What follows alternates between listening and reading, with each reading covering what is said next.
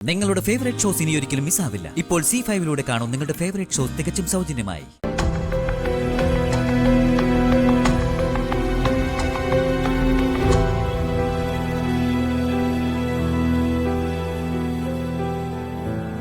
എന്റെ നൈറ്റ് ഡ്രസ്സുകൾ കാണുന്നില്ലല്ലോ. അതാരെടുത്തു? അല്ല, ഈ ഡ്രസ്സുകൾ ഇത് ആരെടുത്തോണ്ട് പോവാനാ? കുഞ്ഞമ്മായി, കുഞ്ഞമ്മായി, ഈ സാമ്പാർ ഗോവയ്ക്ക തോന്നൊക്കെ കൂട്ടി മടുത്തു. ദിവസം വല്ല നാൽക്കാലികളെ ഇറച്ചി ഉണ്ടായിരുന്നെങ്കിലേ ഊണിനൊരു ഉഷാറൊക്കെ വരുമായിരുന്നു. കുഞ്ഞമ്മായി, നാൽക്കാലി മൃഗത്തിന്റെ കാര്യം ഞാൻ പറഞ്ഞപ്പോ ഇരുകാലി മൃഗം വന്നല്ലോ. എന്നെ മൃഗമെന്ന് വിളിച്ചാലുണ്ടല്ലോ. ശരിയാണല്ലോ, മൃഗങ്ങളെല്ലാം കൂടിയേ ആത്മഹത്യ ചെയ്യും നാണക്കേട് കൊണ്ടേ. കുഞ്ഞമ്മായി, ഞാൻ വേറൊരു കാര്യം ചോദിക്കാൻ വേണ്ടി വന്നതാ. എന്നാ ചോയ്ക്ക്. എന്താ വേറൊരു കാര്യം? അലക്കി ഉണക്കാനിട്ടിരുന്ന എന്റെ നൈറ്റ് ഡ്രസ്സുകൾ കണ്ടോ? നിന്റെ നൈറ്റ് ഡ്രസ്സോ?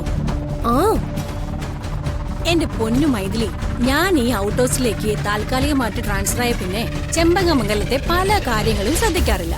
പക്ഷേ കൊടിതോരണം പോലെ പാറി കളിച്ച നിന്റെ നൈറ്റ് ഡ്രസ് ഒരു ദയനീയ അവസ്ഥയിൽ ഞാൻ കണ്ടു. ദയനീയ അവസ്ഥയോ? ആ അതെ, ദയനീയ അവസ്ഥയില്. ദാ അതല്ലേ നിന്റെ നൈറ്റ് ഡ്രസ്. അതെന്താ? നിന്റെ നൈറ്റ് ഡ്രസ് ഒന്നില് ചാണകം ഉണക്കുന്നു. ഈ ചാണകപ്പൊടിയെ വെണ്ടയ്ക്കും വഴുതലങ്ങയ്ക്കും തക്കാളിക്കൊക്കെ നല്ല ഒന്നാം തരം വളവാ.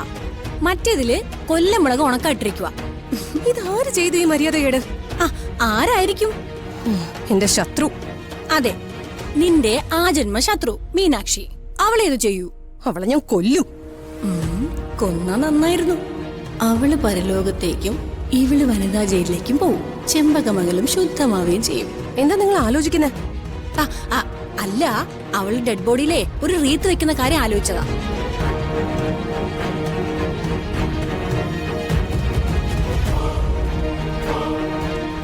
മൈഥിലി,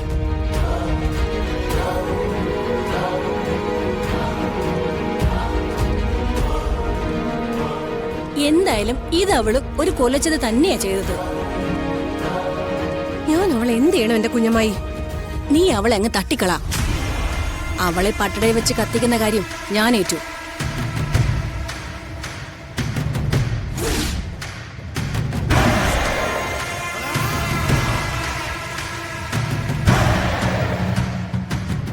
പേഷ്യന്റെ പേരെന്താന്ന് പറഞ്ഞേ?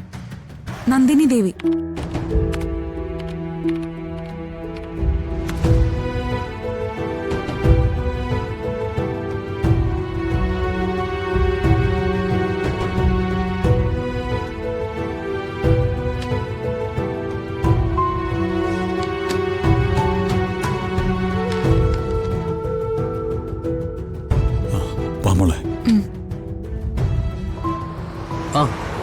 എന്തായി സുരേഷ്? അവർ രണ്ടുപേരും ഇപ്പോ ഇവിടെ നിന്ന് പുറപ്പെട്ടിട്ടുണ്ട്. എങ്ങോട്ടാ പുറപ്പെട്ടിരിക്കുന്നതെന്ന് നോക്കി പറയാവോ? പറയാം.